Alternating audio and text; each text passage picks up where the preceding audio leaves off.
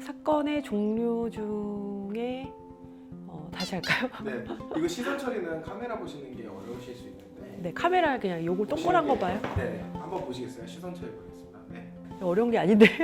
편하게 좀 더 네. 풀어주시면 돼요. 안녕하세요. 저는 황윤정 변호사라고 합니다. 저는 현재 로이어황 법률사무소를 운영하고 있습니다. 제가 맡고 있는 사건의 의뢰인들의 90% 이상은 외국인이고요. 그렇다 보니까 사무실 이름도 로이어황이라고 짓게 되었습니다. 제가 주로 맡고 있는 사건은 국제이혼 사건이 많고요. 그리고 그 외에 이제 외국인들이 의뢰인인 민사, 형사 사건도 담당을 하고 있습니다.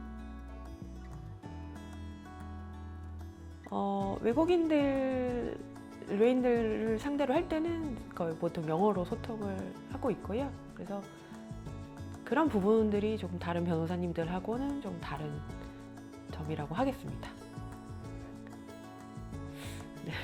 어린 시절 혹시 장래희망 어떤 것이었을까요? 어린 시절 장래 희망은 여러 번 바뀌었는데 간호사였다가 의사였다가 초등학교 때는 변호사가 되고 싶다라는 생각을 했었던 것 같아요.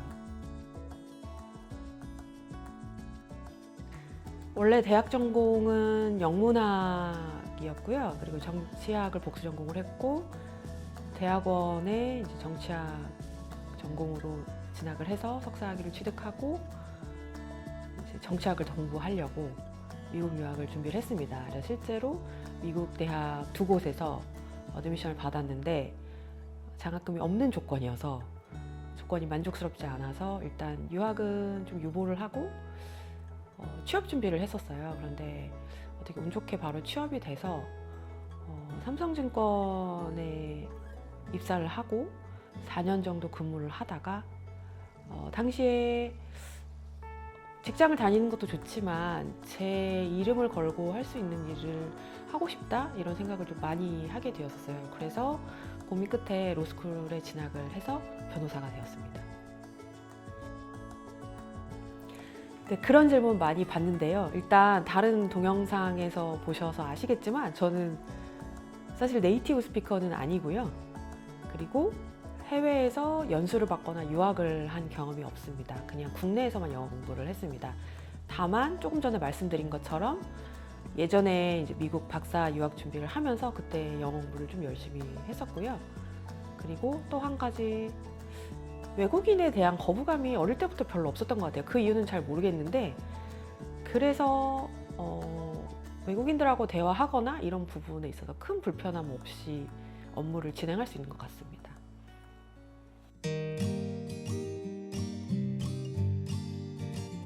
제가 변호사가 되었을 때가 30대 중반이 넘었는데 사실 취업하기 유리한 조건은 아니었어요. 냉정하게 말해서. 그래서 고민을 하다가 이상하게 외국인을 대상으로 업무를 하면 나쁘지 않겠다, 그리고 나한테 맞겠다라는 생각이 들어서 그때 조그맣게 이제 시작을 하게 되었고요. 그리고 생각보다 또 저 잘 맞아서 계속해서 외국인 분들이 찾아오더라고요, 저를. 그러다 보니까 계속해서 외국인 사건만 주로 맡게 되는 좀 그런 상황이 되었습니다.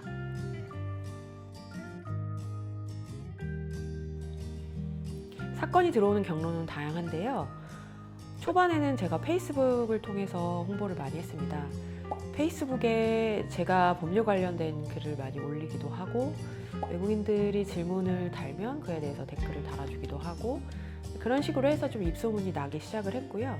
그리고 그 외에 제가 지금 웹사이트가 있는데 구글에서 이제 한국에서 뭐 영어를 하는 변호사를 찾거나 할 때 검색이 잘 되게끔 제가 컨텐츠를 좀 많이 올렸습니다. 그래서 구글 검색을 통해서 들어오는 경우도 있고요. 그리고 이제는 제가 처리한 사건 숫자가 꽤 됐다 보니까 기존의 사건을 의뢰한 의뢰인들의 지인분들이 이제 소개를 받고 이제 사건을 의뢰하는 경우가 있습니다. 네, 아예 해외에 체류하시는 의뢰인도 꽤 있고요. 그리고 사건을 수임한 단계부터 사건이 마무리될 때까지 한 번도 얼굴을 보지 못한 분도 있으세요.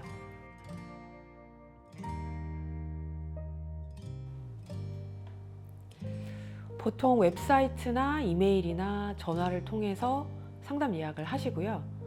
그러면 제가 그 상담 의뢰 내역을 보고 일정을 잡은 다음에 방문 상담이나 전화 상담이나 중상담으로 일단 초기 상담을 하고, 상담을 통해서 의뢰하신 분이 사건을 실제로 맡기겠다라고 결정을 하시면 사건 위임 계약서를 작성합니다. 사건 위임 계약서는 이제 보통 영문으로 작성을 하고요. 그리고 그 이후의 과정은 내국인들하고 진행하는 방식과 동일하게 진행이 됩니다.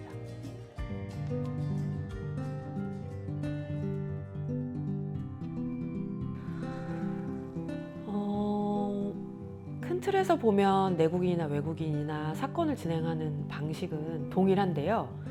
그런데 아시다시피 외국인들은 이제 한국인들에 비해서 이름이 길거든요. 그래서 보통은 한글 발음이 되는 이름하고 괄호하고 실제 영문 이름을 병기를 하는 경우가 있는데, 그 과정에서 이름이 좀 틀리는 경우가 있어요. 뭐 철자가 잘못되거나 아니 뭐 순서가 잘못되거나 그런 경우가 좀 발생할 수 있어서 그런 부분은 좀 철저하게 체크를 해야 되고, 그리고 두 번째로는 모든 과정을 다 영어로 설명을 해드리거든요. 그래서 대부분은 다 잘 알아들으시는데 간혹 좀 이해를 못하시면 조금 더 설명을 해드려야 되고, 저도 사실상 현실적으로 완전한 네이티브는 아니기 때문에 영어로 설명하는 과정에서 조금 더 어려움이 발생하는 부분이 있습니다. 법률적인 내용을 영어로 설명을 해야 되니까요. 네, 그리고 외국의 법제도하고 우리나라하고 좀 다른 경우에 대해서 이해를 잘 못하실 경우에는 그 부분을 또 이해를 시켜드리는 데 있어서 좀 어려움이 있죠.